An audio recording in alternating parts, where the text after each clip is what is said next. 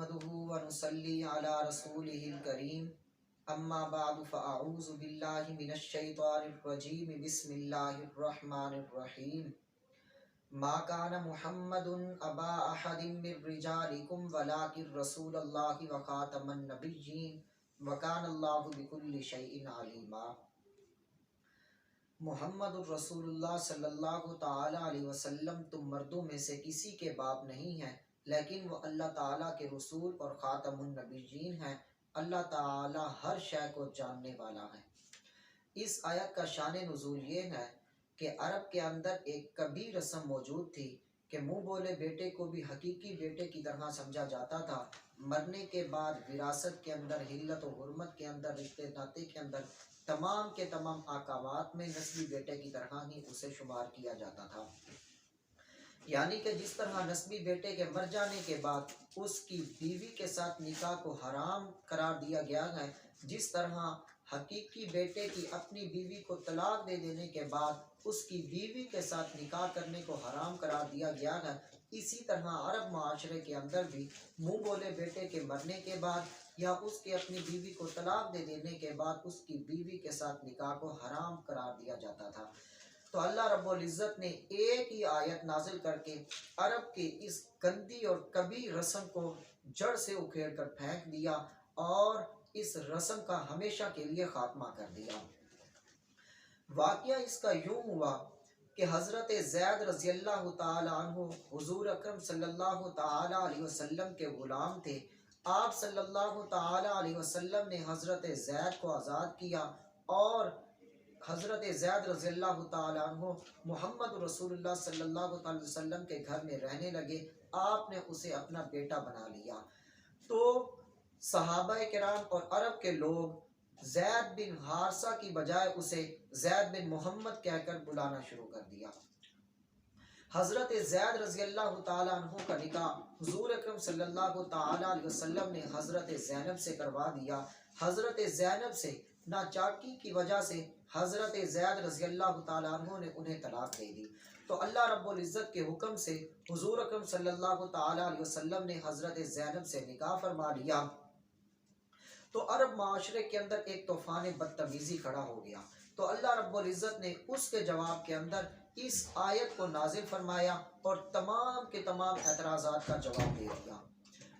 انہوں نے سب سے پہلے یہ اعتراض کیا کہ دیکھو بھائی، محمد الرسول اللہ صلی اللہ تعالی علیہ وسلم نے اپنے بیٹے کی بیوی کے ساتھ نکاح کیا ہے، حالانکہ اس کی شریعت کے اندر بھی بیٹے کی بیوی کے ساتھ نکاح کو حرام ہی قرار دیا گیا ہے۔ تو اللہ رب العزت نے فرمایا ما کان محمد ابا احد من رجالکم، کہ محمد رسول اللہ صلی اللہ تعالی علیہ وسلم تم مردوں میں سے کسی کے باپ نہیں ہے۔ یعنی جس چیز کو لے کر تم لوگ اعتراض کر رہے ہو کہ حضرت زید کی بیوی کے ساتھ آپ صلی اللہ تعالی علیہ وسلم نے نکاح فرما لیا ہے، حضرت زید حضور کے بیٹے ہیں ہی نہیں، تو آپ کا اعتراض بنتا ہی نہیں ہے۔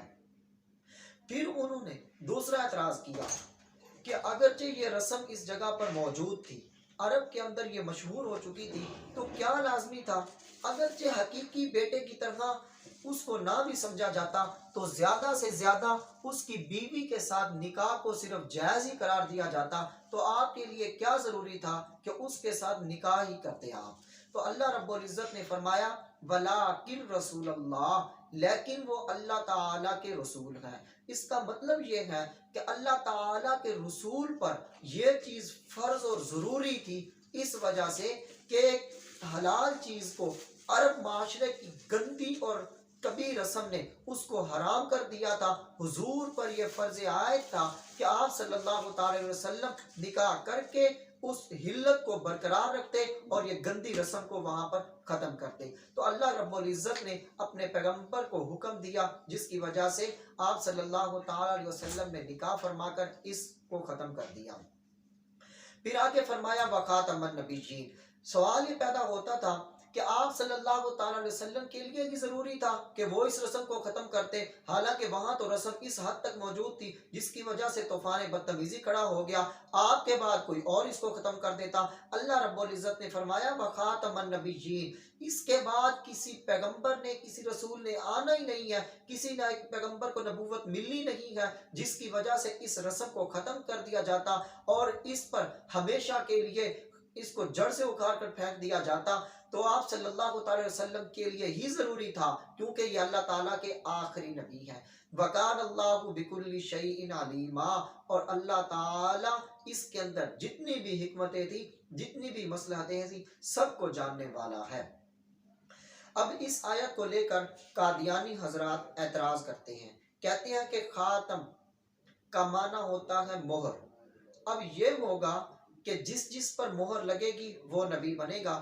اس کی آگے مزید میں جا کر تفصیل کروں گا، سب سے پہلے ہمارا اس پر ترجمہ سن لیجئے کہ قرآن مجید کے اندر دیکھا جائے گا کہ اب خاتمہ کا جو مادے کے ساتھ جو لفظ آیا ہے وہ کتنی مرتبہ آیا ہے اور اس کا معنی کیا کیا گیا ہے۔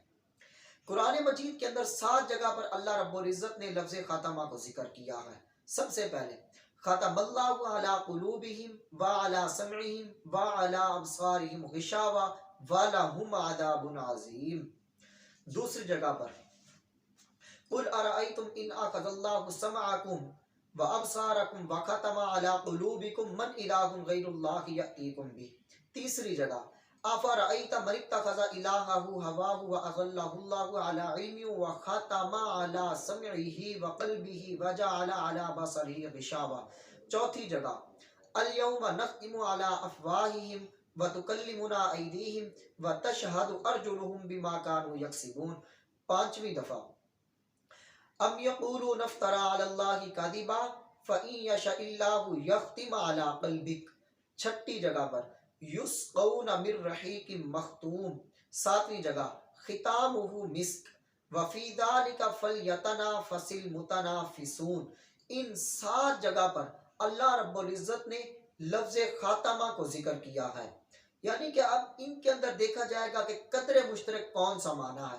اگر تمام کی تمام آیات کا معنی کیا جائے، اس میں جو لفظ خاتمہ آیا ہوا ہے اس کا معنی یہ بنتا ہے کہ کسی چیز کو اس طرح بند کر کے اوپر مہر لگا دی جائے کہ باہر والی چیز اندر داخل نہ ہو اور اندر والی چیز باہر نہ نکلے۔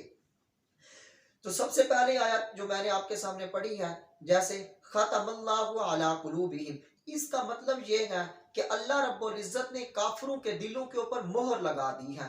اب مہر لگانے سے ایک مطلب یہ واضح ہوتا ہے کہ باہر کا ایمان ان کے دلوں کے اندر نہیں گھستا اور جو دلوں کا کفر ہے وہ باہر نہیں نکلتا۔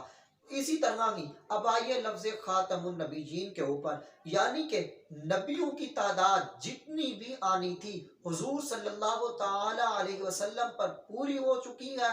اب جو اندر جس کو نبوت مل چکی ہے ان نبیوں کی تعداد میں سے کسی کو خارج نہیں کیا جا سکتا اور کوئی نیا بندہ نبی بن کر ان تعداد کے اندر شامل نہیں ہو سکتا۔ یہ سب سے پہلی تفسیر تھی، تفسیر القرآن بالقرآن، لفظ خاتم النبیین کی۔ انشاءاللہ اس کے بعد احادیث مبارکہ سے اور اجماع امت سے بھی ثابت کیا جائے گا اور اہل لغت سے بھی اس کو میں مزید تفصیل کے ساتھ بیان کروں گا۔ وآخر دعوانا ان الحمد للہ رب العالمین۔